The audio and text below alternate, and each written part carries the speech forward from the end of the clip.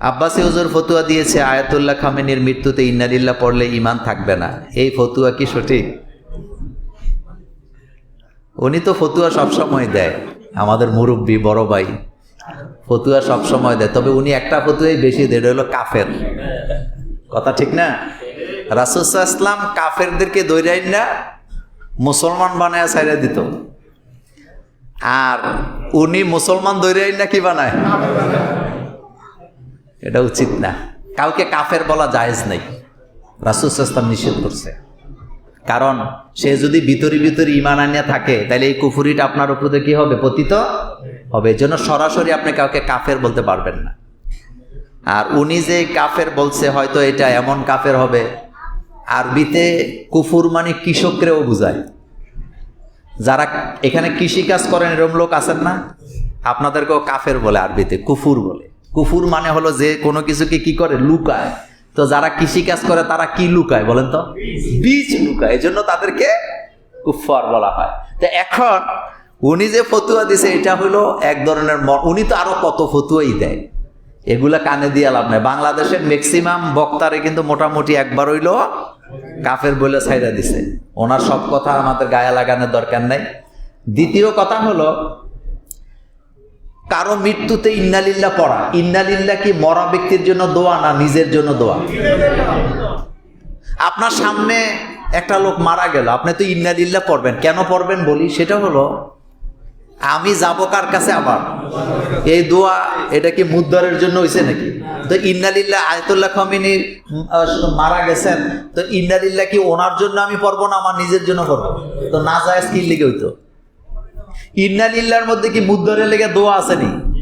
না, ইন্নালিল্লাহ নিশ্চয়ই আমরা কার জন্য? তাহলে দোয়াটা কি?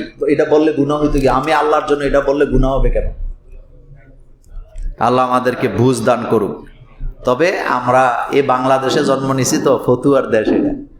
এটা কিসের দেশ?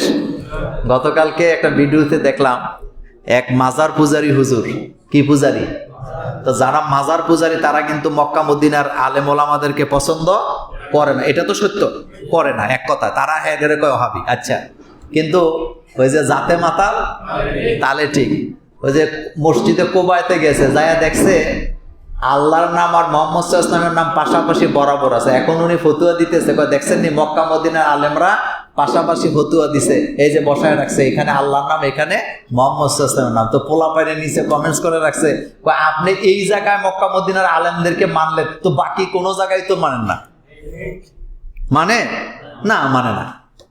এটা হলো আমরা বাংলাদেশে, আমরা সুবিধা যেদিকে আমরাও সেদিকে, একটা আছে এই স্বভাবটা আমাদের মধ্যে কি আছে। রমজান মাস রহমত বরকতের মাস, কিন্তু এই মাসে কেন এত যুদ্ধ?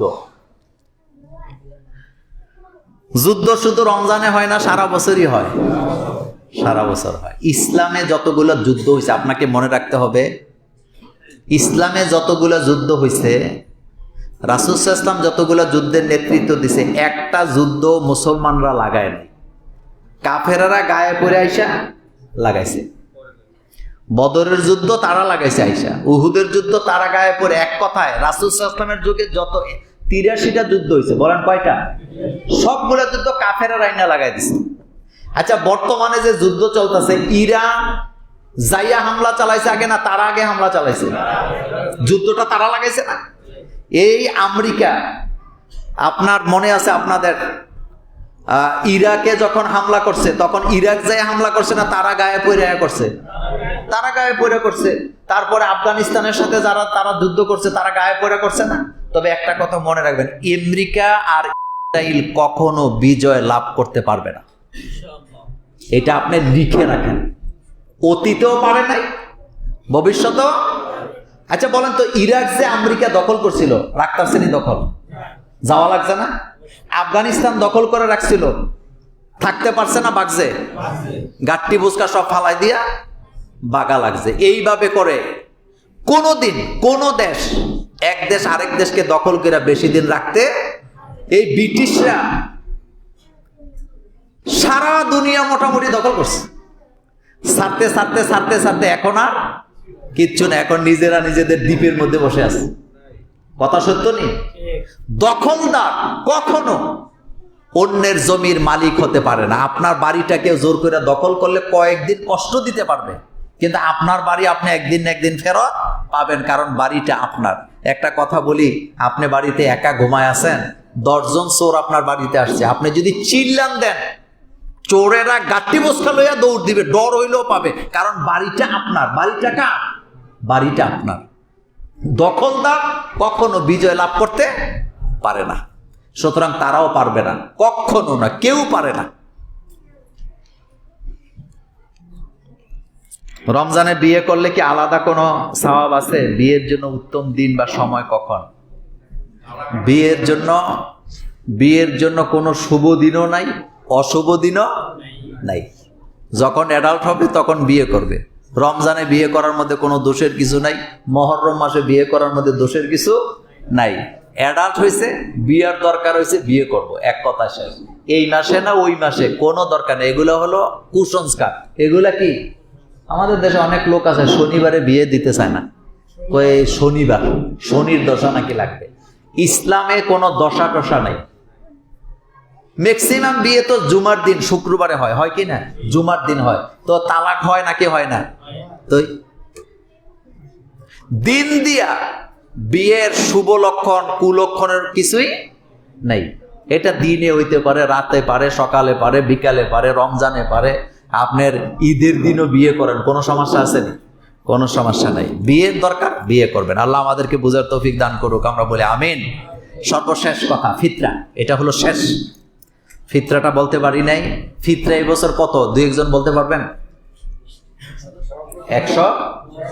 110 টাকা হলো সর্বনিম্ন।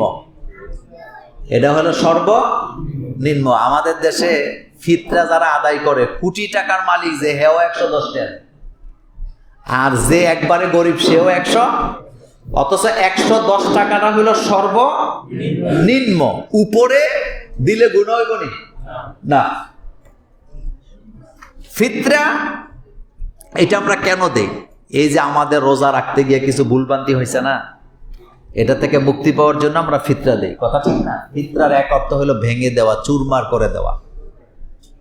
তো এখন এই ফিতরাটা আপনারা যারা নিম্ন মধ্যবিত্ত, এক কথায় শেষ, তারা 110 টাকা দেন। কিন্তু যার কোটি কোটি টাকা আছে, তিনি 110 টাকা দেওয়া, এটা কি মানবিক হবে না অমানবিক হবে? কোটি কোটি টাকার মালিক, উনিও 110 টাকা দেয়, হবে না। ইসলামী ফাউন্ডেশন একটা চার্ট দিছে, 1টা 2টা না, এখানে প্রায় 8টা 9টা ক্যাটাগরি আছে। আর ফিতরা আমাদের দেশে আবার এটা নিয়ে ফতুয়াবাজি হয়, টাকা দিয়ে দিলে হবে না। টাকা দিয়ে দিলে হবে, লম্বা আলোচনা আজকের আর সুযোগ নাই।